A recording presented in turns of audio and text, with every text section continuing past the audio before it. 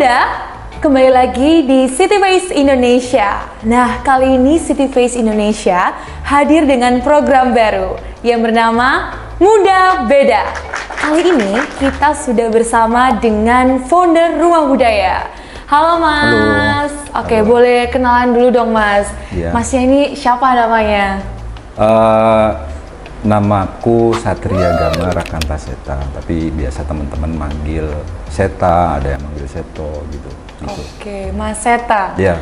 Oke, kali ini ada hal yang menarik yang bakal kita bahas, Mas. Oke. Mengenai budaya. Iya ya. Seperti yang sudah Mas Seta buat, yaitu Rumah Budaya yang terletak di Sidoarjo, Jawa Timur.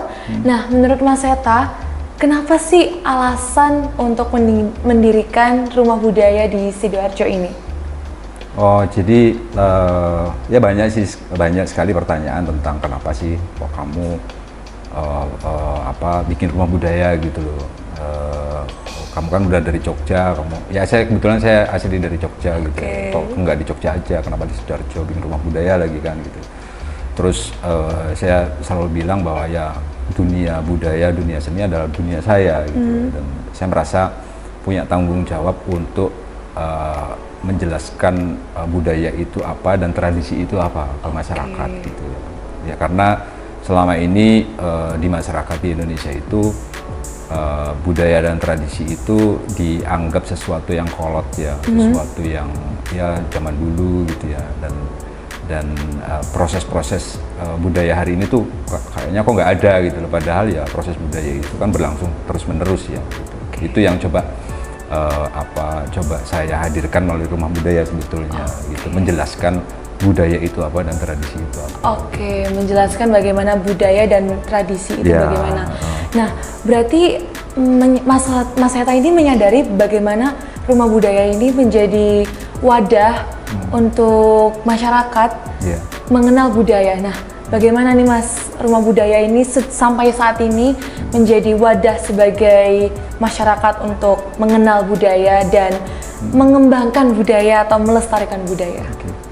Jadi kebetulan Rumah Budaya itu sudah hadir di Sidoarjo itu hampir 4 tahun ya. Kita pertama kali menyelenggarakan kegiatan itu bulan Oktober tahun 2020 pas COVID ya. Pas COVID. Terus kemudian ya kegiatan-kegiatan yang sering kita angkat pada awal-awalnya itu adalah ruang lingkup diskusi. Memang melalui berbagai macam diskusi itu saya ingin memulai Rumah Budaya itu dengan mengangkat tentang diskusi tentang sejarah Sidoarjo. Kenapa sih kok salah satu hal yang coba saya fokuskan di kegiatan Rumah Budaya adalah mengangkat sejarah Sidoarjo secara khusus ataupun sejarah region Jawa Timur atau sejarah nasional ya, atau kadang-kadang kami juga mengangkat sejarah internasional gitu kan. Karena sebetulnya aku ingin memberikan wawasan pengenalan diri terhadap Sidoarjo sendiri, maksudnya masyarakat Sidoarjo mengenali dirinya sebagai warga di Sidoarjo gitu loh. Karena saya sering sekali menemui banyak peristiwa tentang masyarakat Sidoarjo di tataran pergaulan di kehidupan sosial umum gitu ya. Saya memberikan penilaian bahwa masyarakat Sidoarjo itu relatif agak takut-takut gitu loh, agak tidak percaya diri, terus ya malu-malu gitu ya. Ya saya pikir saya penasaran dengan itu sebetulnya. Kalau saya melihat tingkat pendapatan per kapita Sidoarjo itu kan sangat tinggi ya. Sangat tinggi, misalnya dibandingkan dengan Jogja hanya 2 juta sekian. Sidoarjo itu sudah hampir 5 juta kan gitu ya. Tapi kok masyarakat Sidoarjo masih malu-malu, masih takut-takut. Kok tidak ada korelasi korelasi yang kuat antara pendapatan per kapita yang tinggi dengan kepercayaan diri yang tinggi ya. Dari situ saya melakukan proses pencarian itu. Salah satunya menggunakan pembacaan sejarah Sidoarjo gitu loh, dari berbagai macam periode ya gitu. Itu salah satu hal gitu loh. Itu salah satu hal. Oke, berarti bisa disimpulkan di sini Rumah Budaya ini akan dan bakal menjadi wadah bagaimana terutama di masyarakat Sidoarjo untuk bisa percaya diri lagi nih Mas. Ya, saya pikir arahnya ke sana sih. Saya pikir arahnya ke sana. Ya, selama ini ya mungkin kegiatan budaya itu hanya dilakukan oleh segelintir orang ya. Terus oleh orang-orang yang sudah lanjut, sudah tua gitu loh. Padahal sebetulnya tanpa kita sadari bahwa selama ini ya, selama paling tidak itu setelah Indonesia merdeka gitu ya, selama 70 tahun lebih gitu kan, itu kita malah justru melestarikan tradisi-tradisi asing kan gitu. Ya, yang paling kontemporer itu adalah penggunaan alat-alat yang bisa menyambungkan kita secara real time dalam bentuk gadget kan gitu ya. Itu kan sebetulnya itu adalah tradisi ya, tradisi orang Amerika kan itu yang kita lestarikan di Indonesia kan. Kita tidak terasa saja bahwa itu adalah tradisi dan itu adalah hasil proses budaya kan gitu ya. Karena mindset kita selalu mengarahkan bahwa tradisi itu ya tari-tarian, tari-tarian klasik, batik, keris, itu budaya. Padahal ini gadget itu loh, itu juga hasil proses budaya dan itu ketika kita lakukan setiap hari itu menjadi tradisi. Selama lebih dari 70 tahun kita melestarikan banyak hal ya, yang bukan dari kita sendiri sebetulnya. Itu sih sebetulnya melalui Rumah Budaya pengen melakukan kritik sebetulnya, kritik yang membangun untuk ayolah kita kembali menggali diri kita sendiri dengan cara berpikir gitu loh, berpikir dan merasakan sesuatu gitu, gitu sih. Oke, di sini menarik ya Mas, seperti yang Mas Seta sebutkan sebelumnya, bahwa mungkin peran anak muda itu diperlukan ya untuk melestarikan serta kembali mengenalkan budaya untuk generasi yang akan datang. Nah, menurut Mas Seta, bagaimana nih Mas urgensi anak muda dalam merawat dan melestarikan budaya? Dan bagaimana juga Rumah Budaya nih menjadi wadah anak muda untuk bisa mengekspresikan budaya dan juga melestarikan budaya? Mungkin aku sering ya ketika peran anak muda dalam sebuah bangsa itu apa sih gitu ya. Sering kita itu sulit untuk membuat definisinya gitu loh, karena semua hal kayaknya sudah ada gitu loh. Kita tinggal pakai gitu loh. Kita tinggal pakai. Tapi saya itu sering menggunakan contoh ya. Contoh itu perkembangan budaya yang ada di Amerika Serikat ya. Yang selama ini mungkin hampir 100% itu digunakan di seluruh dunia. Hampir termasuk kita kan gitu ya. Ya salah satunya gadget ini kan hasil perkembangan budaya yang terjadi di Amerika Serikat sebenarnya. Kenapa sih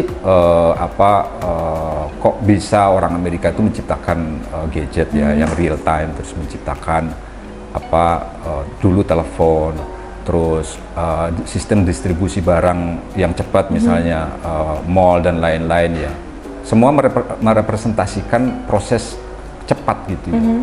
Karena kalau kita kembali ke sejarah orang Amerika adalah pelarian orang-orang dari Eropa yang merasa tertekan di Eropa, terus kemudian mereka mendiami sebuah benua yang baru. Mereka datang dari Irlandia, dari Jerman, dari Italia, dari Inggris, dari Swiss, dari manapun di Eropa, dan mereka berebut tanah kan gitu, cepet-cepetan gitu loh. Nah, ketika proses cepet-cepetan itu berlangsung selama puluhan tahun, bahkan mungkin ratusan tahun, itu menumbuhkan rasa berkompetisi gitu ya, sehingga mereka harus cepet-cepetan nih. Jadi kalau kamu misalnya pernah ketemu sama orang Amerika, pasti ngomongnya cepet. Dibandingkan dengan orang Eropa atau orang Australia, dia ngomongnya cepet. Terus kemudian jalannya juga cepet. Terus kemudian mereka sangat berpikir cepet dan sangat pokoknya representasinya kecepatan. Nah, ketika mereka seperti itu, kita bisa simpulkan bahwa budaya mereka adalah berpikir cepat dan bergerak cepat gitu. Nah, ketika budaya mereka seperti itu, mereka menciptakan benda-benda dalam bentuk pesawat terbang. Itu kan representasi dari kecepatan kan. Yang bisa mempersingkat segala. Terus kemudian gadget, kita bisa komunikasi real time, menghubungkan orang di seluruh dunia dengan nggak ada 1 detik udah sampai pesannya gitu ya. Terus kemudian ada lagi contoh yang representasi kecepatan itu jalan tol. Jalan tol itu kan produksi dari Amerika juga kan gitu ya. Terus ada lagi misalnya di ruang budaya adalah musik rap. Itu kan juga cepet juga kan gitu ya. Nah, terus apa nih peran orang muda di Amerika Serikat? Ya kita bisa catat di beberapa orang ya. Ya kira-kira di masa 20-30 tahun yang lalu gitu ya, ketika Bill Gates masih muda, Steve Jobs masih muda, Elon Musk masih muda, terus yang menciptakan Google masih muda, terus dan siapapun gitu ya, mereka melakukan proses yang sangat filosofis ya, untuk melahirkan tradisi-tradisi baru dengan alat-alat yang mereka ciptakan. Peran anak muda itu di situ. Nah, bagaimana caranya menghadirkannya di Indonesia? Saya pikir itu bisa menjadikan contoh yang bagus ya. Ya, ketika mereka itu adalah generasi-generasi yang berpikir gitu loh. Ya, saya pikir ruang pikirnya itu yang harus kita hadirkan di sini. Ketika kita selama ini ya proses yang kita lakukan hanya membeli kan. Misalnya ada pengumuman Apple baru misalnya, kita tinggal nunggu kan. Yang kita lakukan selama ini hanya cari uang toh. Nah, padahal peran anak muda di Amerika itu sangat dibutuhkan di ranah penemuan-penemuan baru gitu ya. Ya saya pikir itu contoh yang konkret yang bisa aku jelaskan ya. Tinggal kita gimana sih nerapinya ke diri kita di Indonesia kan gitu ya. Saya pikir sangat bisa gitu. Bukannya aku ke Amerika-Amerikaan atau ke Barat-Baratan, enggak gitu loh. Tapi saya pikir orang generasi dulu di Indonesia pun sama gitu. Ketika menciptakan Borobudur, kenapa sih menciptakan bangunan sebesar itu 1200 tahun yang lalu misalnya kan. Terus gimana caranya, belum ada alat-alat seperti sekarang, tapi mereka bisa, dan gimana promosinya gitu kan gitu. Ketika belum ada sistem komunikasi seperti hari ini kan gitu. Aku pikir peran anak muda pada zaman itu tuh juga ya pasti kuat lah kan gitu ya. Ya mungkin aku bisa jelasnya seperti itu. Nah di sini berarti menarik ya Mas, bahwa kita bisa mengambil contoh dari orang luar nih, orang Amerika. Nah di sini yang menjadi pertanyaan, bagaimana sih Mas proses kita dalam mencari suatu hal yang baru dalam budaya kita, seperti yang Mas Seta sebutkan tadi, orang-orang Amerika itu bisa menciptakan sesuatu yang baru, yang mungkin kita juga harusnya bisa. Nah, bagaimana menurut Mas Seta ini kita dalam proses berpikirnya untuk menciptakan suatu hal baru? Gitu.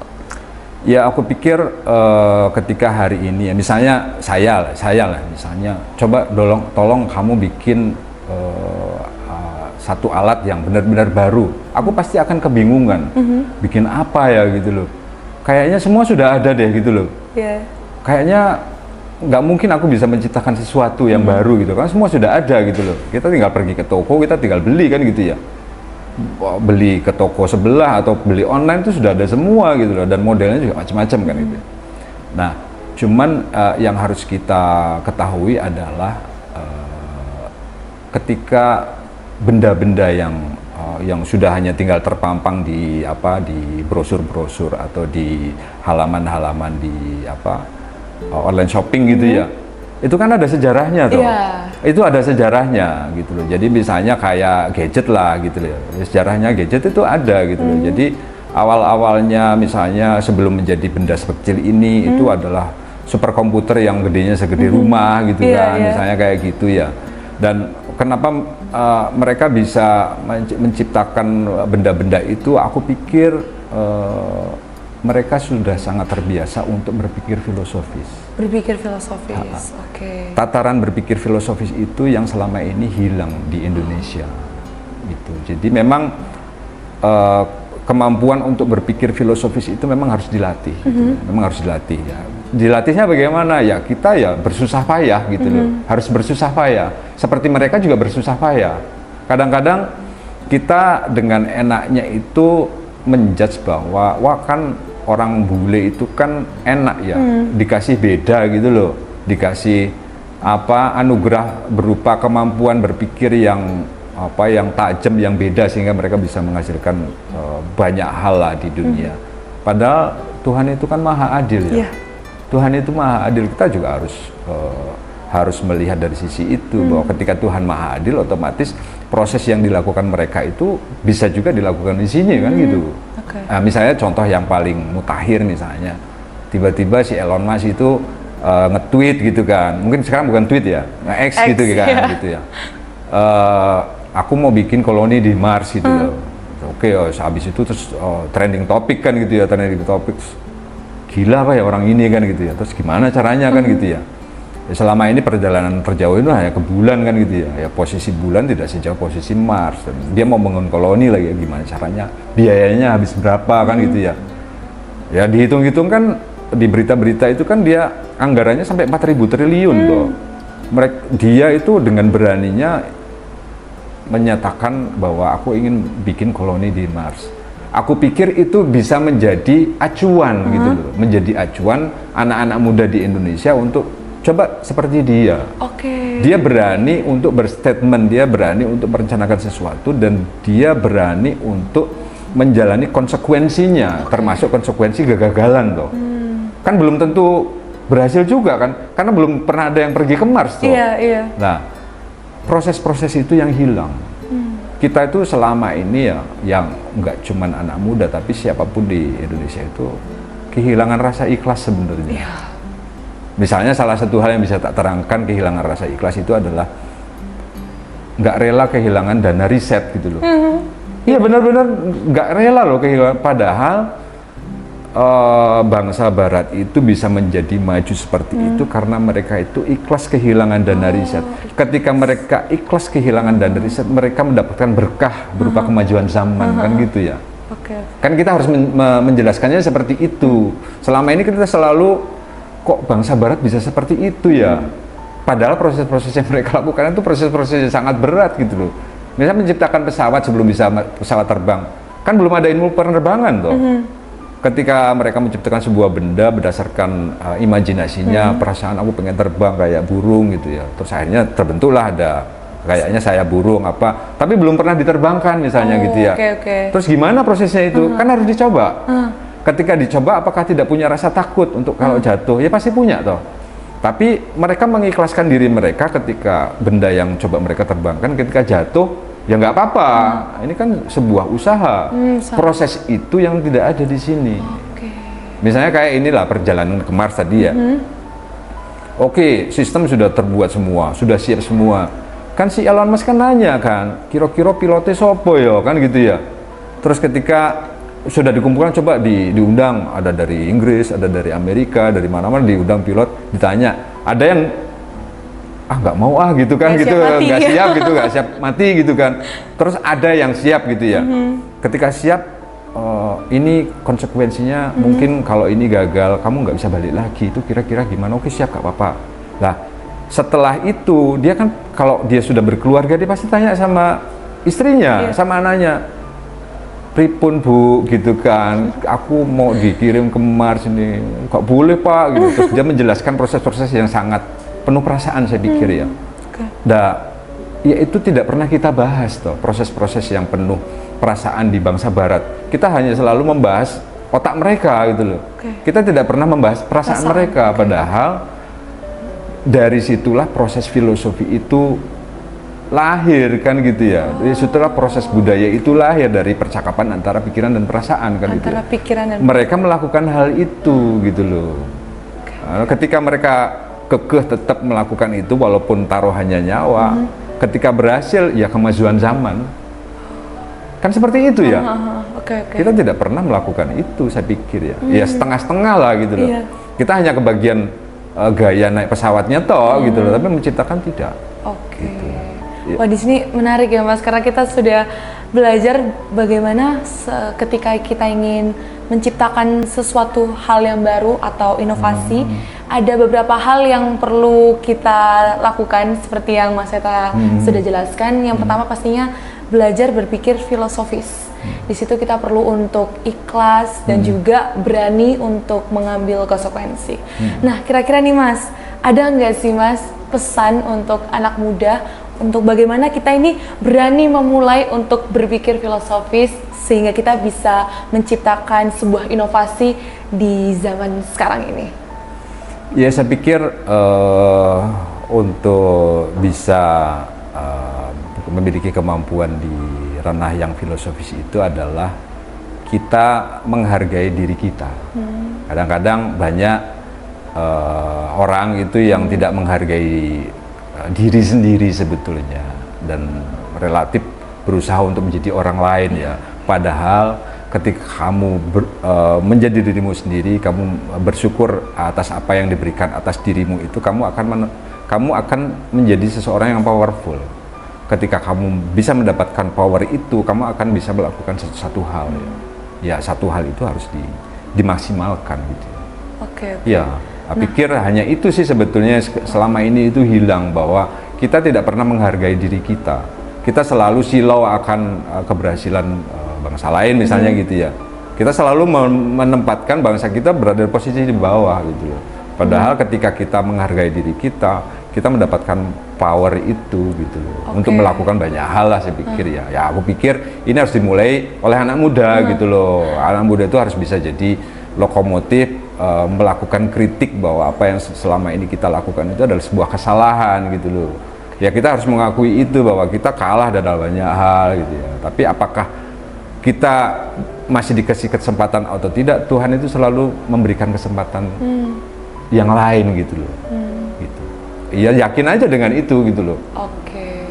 Ya kayak aku dengan rumah budaya ya, kenapa nggak bikin usaha aja malah bikin rumah budaya, tapi kan berasal itu tidak. Aku pikir ya aku harus cari cara untuk membuat ruang budaya dan tradisi itu bisa punya fungsi yang kuat di masyarakat kan gitu ya, dan tetap keren gitu loh. Gitu. Oke. Nah berarti di sini untuk anak muda bisa lebih berani lagi ya Mas untuk menggali bagaimana mereka itu mengenal diri mereka, sehingga ketika mereka mengenal diri mereka, mereka bisa lebih menghargai diri mereka. Nah, satu lagi nih Mas, apakah dalam proses mengenal diri ini, pastinya kan kita memasukkan budaya-budaya yang kita kenal. Nah, menurut Mas Seta nih, bagaimana kita ini bisa memilah budaya-budaya yang masuk ke dalam diri kita, yang nantinya menjadi pikiran kita dalam bertingkah laku maupun berpikir sehingga bertutur kata. Silakan Mas. Aku pikir ya hal itu harus kita kaitkan dengan dengan pengalaman seseorang ya. Kadang-kadang pengalaman orang yang tidak pernah kemana-mana pasti beda dengan orang yang kerjaannya keliling dunia kan gitu ya. Maksudnya pasti persinggungannya itu ketika orang tidak kemana-mana ya persinggungannya dengan hal-hal yang sangat lokal gitu ya. Dan aku pikir kalau ngomong mengenai baik dan buruk ya di ruang lingkup budaya gitu ya, semua tempat itu pasti ada hal baik buruk gitu loh kan, pasti ada baik buruk. Dan aku pikir ukuran baik buruk itu kan kita sudah dikaruniai perasaan ya, yang bisa mengingatkan kita, ini nggak bener loh, ini bener loh, kan itu sudah naluri ya. Jadi saya pikir kalau mengenai hal-hal yang terkait dengan infiltrasi hal buruk ya, saya pikir diri kita pun juga separuh dari kita itu kan negatif toh. Iya, hal yang paling sulit dan buruk itu tidak dari luar, justru dari dalam diri kita kan gitu ya. Itu real gitu loh. Itu real, saya pikir itu tidak disadari malah gitu loh. Kita sibuk menangkal padahal diri